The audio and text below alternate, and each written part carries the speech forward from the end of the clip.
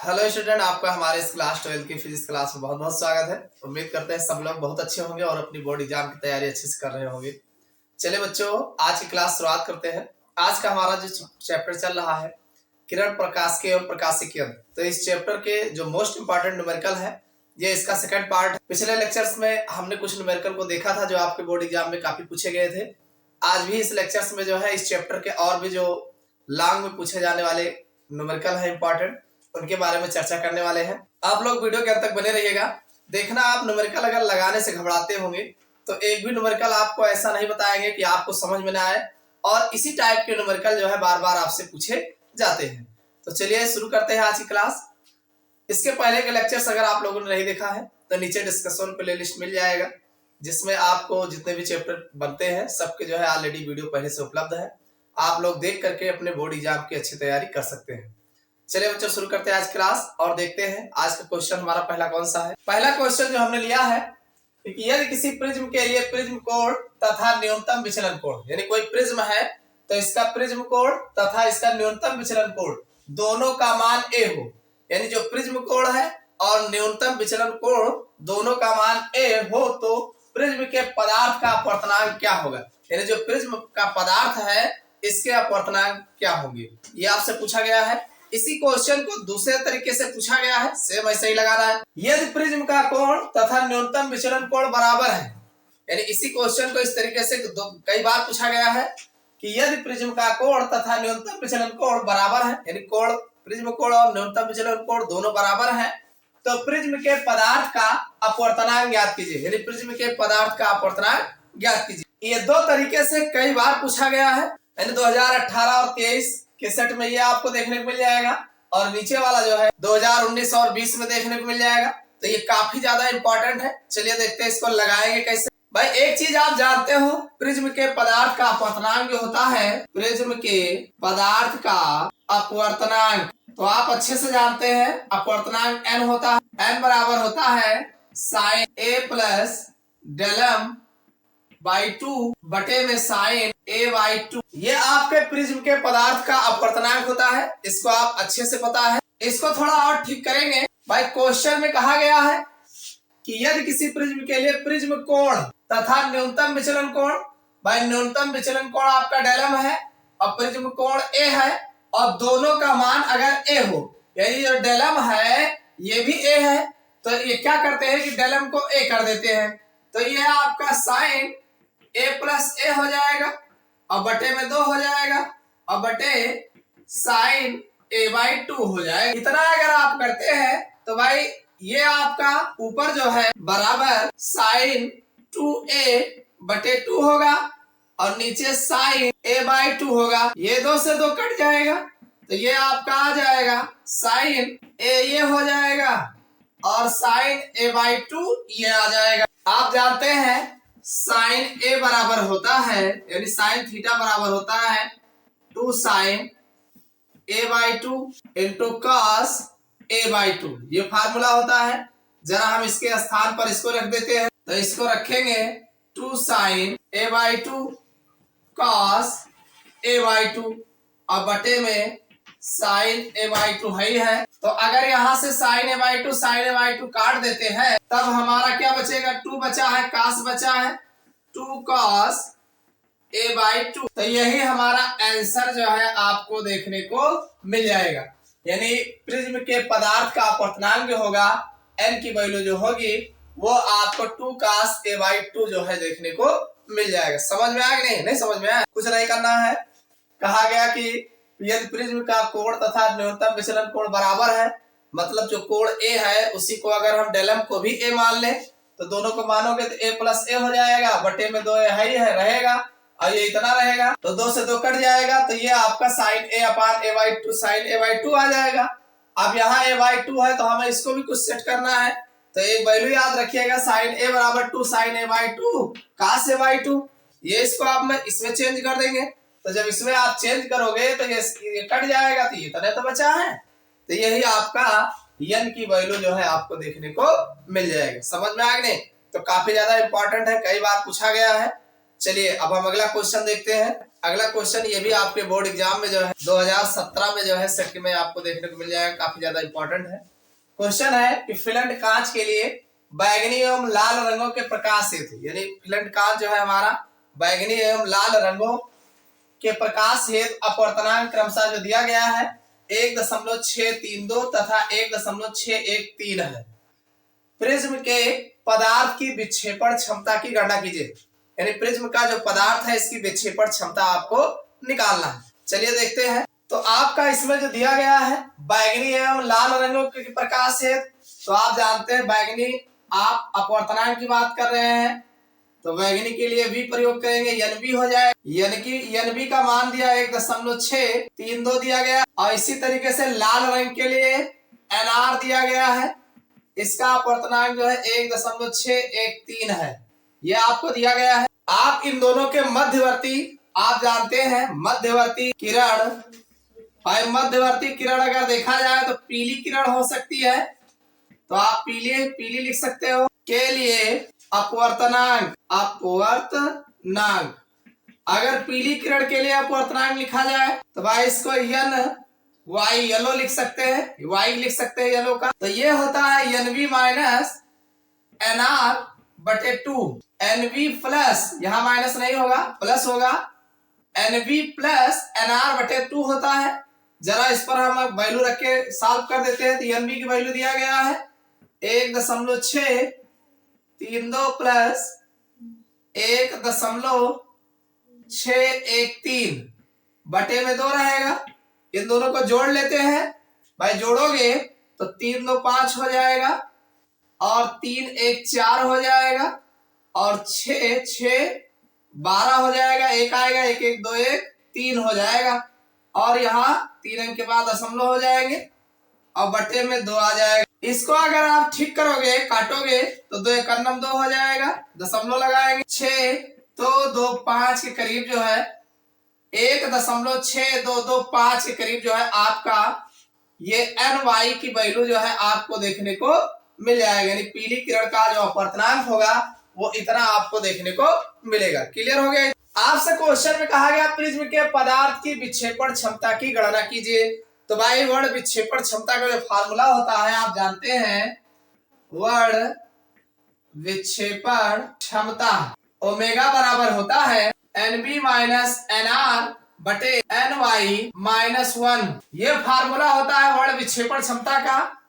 तो यहाँ पर NB की वैल्यू दिया गया है 1.632 माइनस NR की वैल्यू है 1.613 और बटे में NY की वैल्यू जो दिया गया है अभी अभी निकाले हो 1.6225 और उसके बाद ये -1 रहेगा ही रहेगा।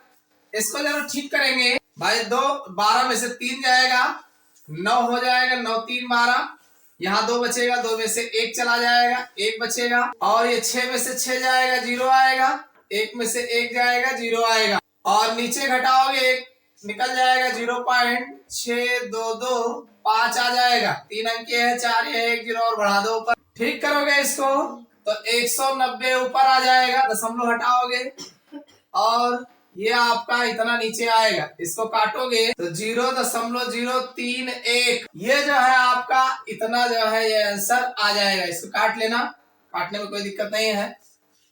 समझ में आया कि नहीं। वर्ण विक्षेपण क्षमता जो होता है ओमेगा बराबर NB माइनस NR अपान NY माइनस 1 होता है। भाई ये बैगनी रंग के लिए है, ये लाल रंग का अपवर्तनांक है और ये पीले रंग का। तो आप अगर बैगनी और लाल रंग का निकाले तो मध्य किरण पीले रंग के लिए जो अपवर्तनांक निकाला जाता है दोनों का मध्यमान ले लेते हैं NB प्लस NR बटे 2, तो बीच वाला आ जाएगा, यहाँ रख देंगे, वर्ण विक्षेपण क्षमता मिल जाएगी। क्लियर। तो इस तरीके से ये लगाए जाते हैं, ये काफी ज्यादा इंपॉर्टेंट है फार्मूला। अगर आपको हमने आपको फार्मूला पहले सिद्ध करवा दिया है, फार्मूला अगर आपको पता है सवाल लगाने में कोई दिक्कत नहीं है। चलिए अब हम अगला क्वेश्चन देखते हैं। चलिए बच्चों अगला क्वेश्चन देखते हैं। अगला क्वेश्चन हमारा है कि एक उत्तल लेंस तथा अवतल लेंस, भाई 2 लेंस है, एक उत्तल वाला है एक अवतल वाला है, कि फोकस दूरी क्रमशः 10 सेमी व 50 सेमी है। उत्तल लेंस की फोकस दूरी 10 सेमी है और अवतल लेंस की फोकस दूरी 50 सेमी है। दोनों लेंस संपर्क में रखे हैं, यानी दोनों लेंस एक दूसरे के संपर्क में रखे गए हैं। इस युग्म से 25 सेमी की दूरी पर रखी वस्तु, यानी इस युग्म से 25 सेमी की दूरी पर वस्तु रखी है, यानी दोनों युग्म से 25 सेंटीमीटर की दूरी पर वस्तु रखी है। वस्तु के प्रतिबिंब की स्थिति ज्ञात करो, यानी ये प्रतिबिंब जो बनेगा इसकी स्थिति आपको बताना है। तो देखो ये क्वेश्चन काफी ज्यादा इंपॉर्टेंट है। इस टाइप के क्वेश्चन आपके बोर्ड एग्जाम में अक्सर पूछे जाते हैं। ये क्वेश्चन आपके जो सेट में आपको देखने को मिलेगा 2019, 20, 22 इस तरीके से कई बार पूछा गया है, काफी ज्यादा इंपॉर्टेंट है।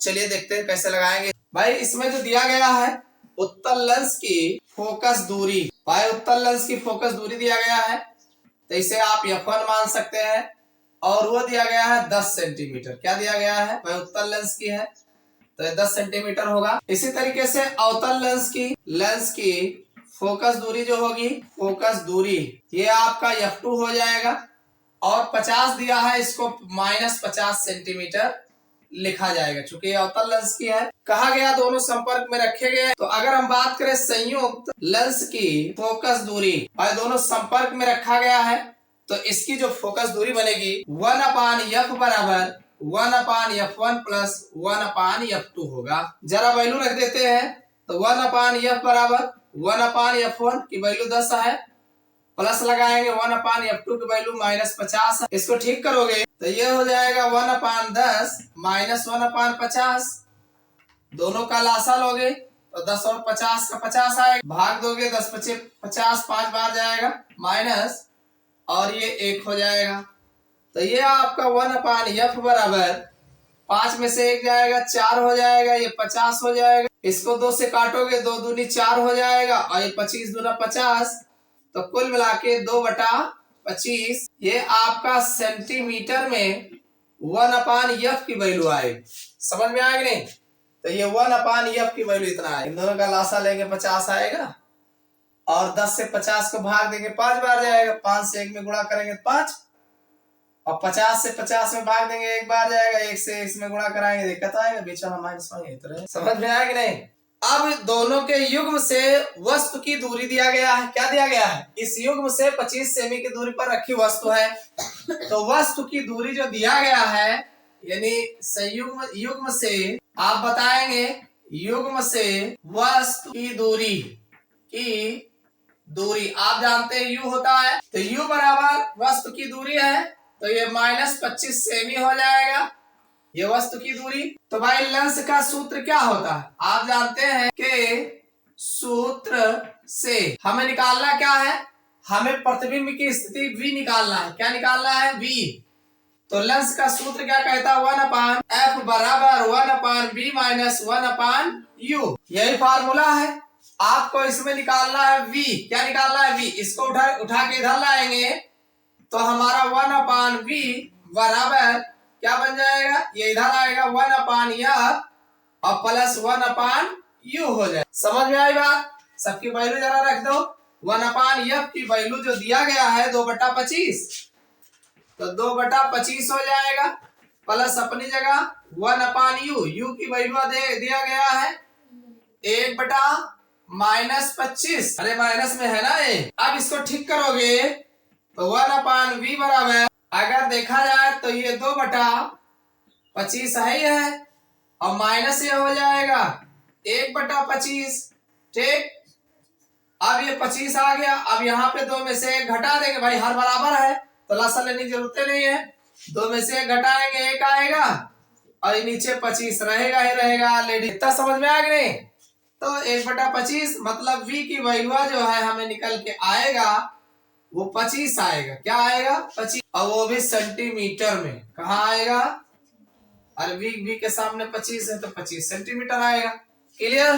तो इस तरीके से संयुग्म लेंस की प्रतिबिंब की स्थिति जो v होगा 25 सेंटीमीटर पर होगा। क्लियर? इस तरीके से लगाया जाता है, इसमें कुछ नहीं है भाई। उत्तल लेंस की फोकस दूरी दे रखा है f1, और अवतल लेंस का इसको माइनस में लिखेंगे, दोनों के संयुक्त लगाएंगे, जोड़ लेंगे, जोड़ने के बाद जो आएगा 1/f आएगा, और वस्तु की दूरी दे रखा है, प्रतिबिंब की दूरी आपको निकालना है, लेंस के सूत्र से आप आराम से निकाल ले जाएंगे। क्लियर?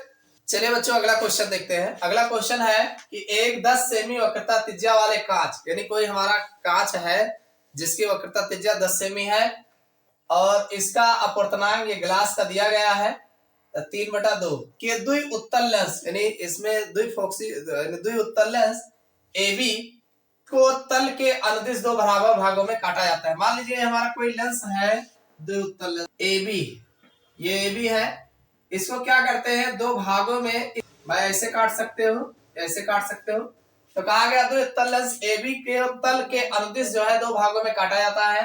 लेंस के किसी एक भाग को जल में डुबोने पर, यानी कोई एक भाग जो है चाहे ऊपर वाला चाहे नीचे वाला जल में अगर डुबोते हैं तो भाई जल का अपवर्तनांक दिया गया 4/3, डुबोने पर उस भाग की फोकस दूरी की गणना कीजिए।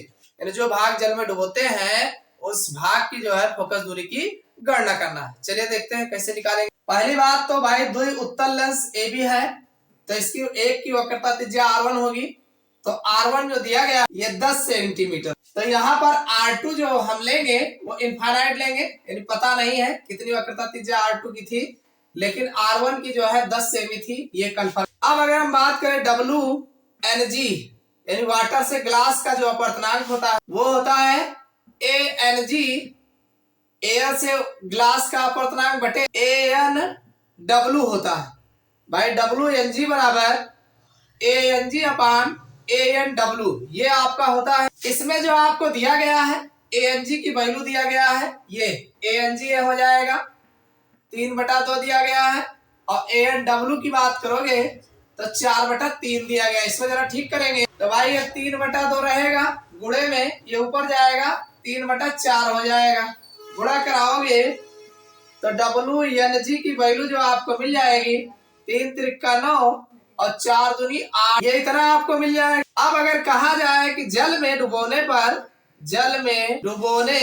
पर भाई कहा गया कि डुबोने पर भाग की फोकस दूरी की गणना कीजिए, तो डुबोने पर अगर हम इसके फोकस दूरी की बात करें 1/FW, यानी वाटर में डुबोया गया है, बराबर होता है WNG -1 और ब्रैकेट में 1/R1 -1/R2। ये फार्मूला होता है कि 1/FW बराबर WNG -1 1/R1 -1/R2।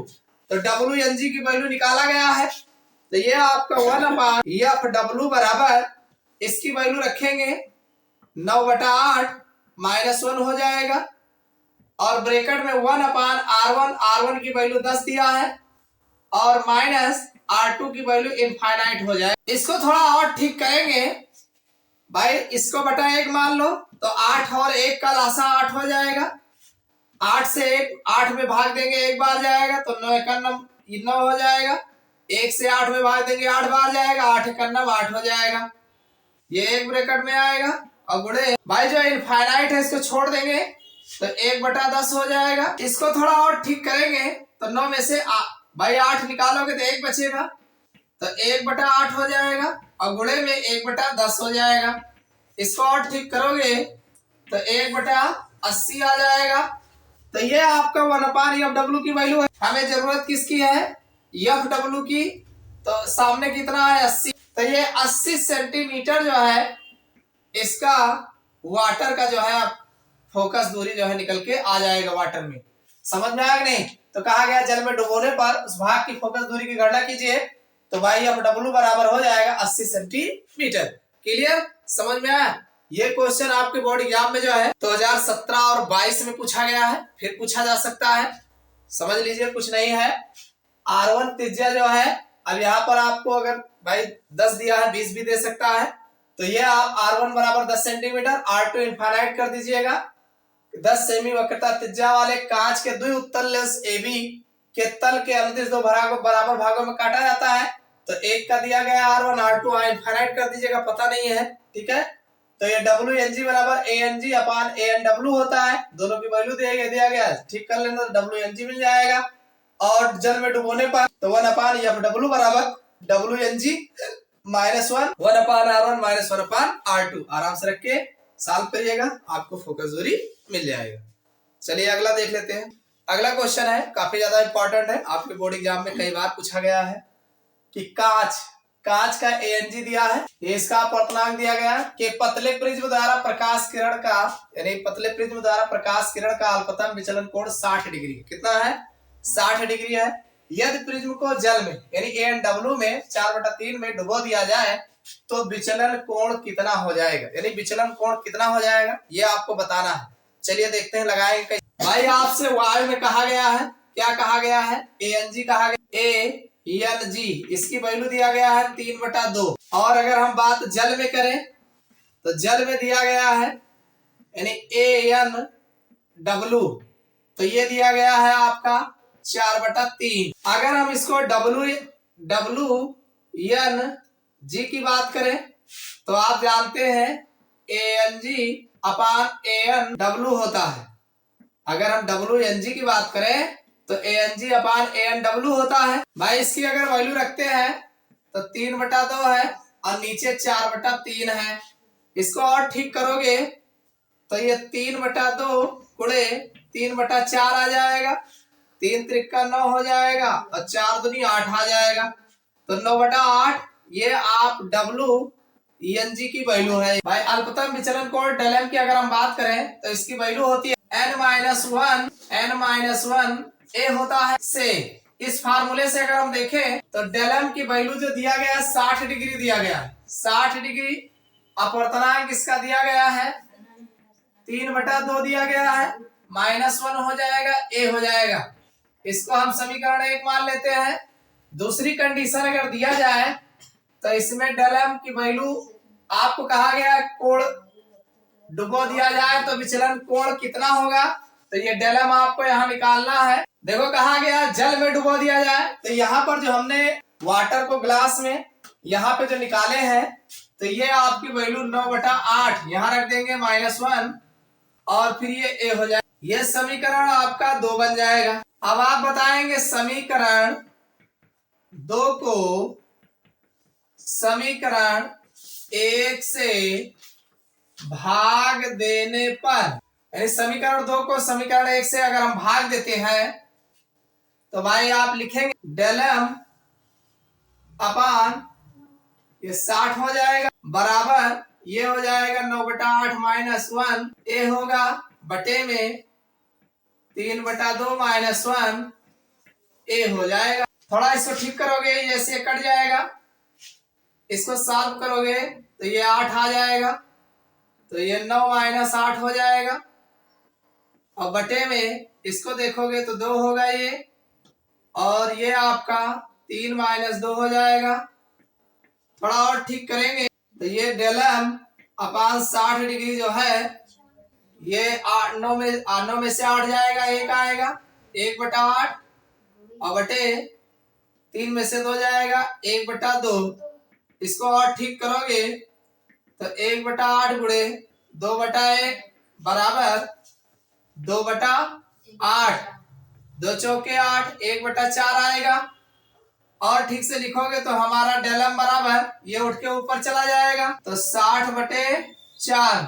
इसको काटोगे तो 15 चौको 60, 15 डिग्री आपका डेलm की वैल्यू निकल के आ जाएगी। समझ में आएगी नहीं भाई? जल द्वारा कांच का जो अपवर्तनांक है, प्रिज्म द्वारा अपवर्तनांक निकल के आएगा और डेलm की वैल्यू जो है इतना जो है आपको निकल के 15 डिग्री आएगा। कुछ नहीं करना है, आपको वायु का अपवर्तनांक दिया गया है, जल का अपवर्तनांक दिया गया है, तो आप जल से कांच का अपवर्तनांक निकालेंगे तो यह आपका इतना आ जाएगा।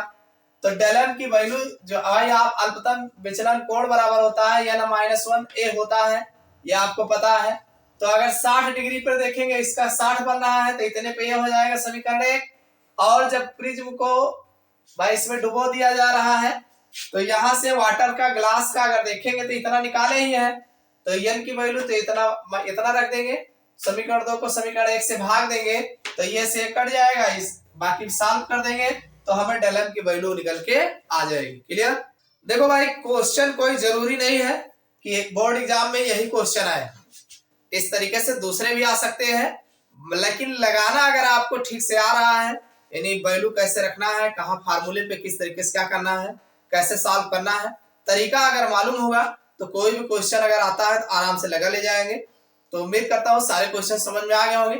इस तरीके से आपके क्वेश्चन बैंक में या आपके बुक में और भी अनसाल्ड पेपर में बहुत सारे न्यूमेरिकल दिए होंगे, लगाने की प्रैक्टिस कर लीजिएगा, करिएगा। लगाना सीख जाओगे तो कोई भी न्यूमेरिकल होगा आप लगा ले जाएंगे। तो ये वीडियो आपको कैसा लगा कमेंट करके जरूर बताइएगा। वीडियो को लाइक नहीं किया लाइक करिएगा। फिर मिलते हैं अगले क्लास में नए टॉपिक के साथ।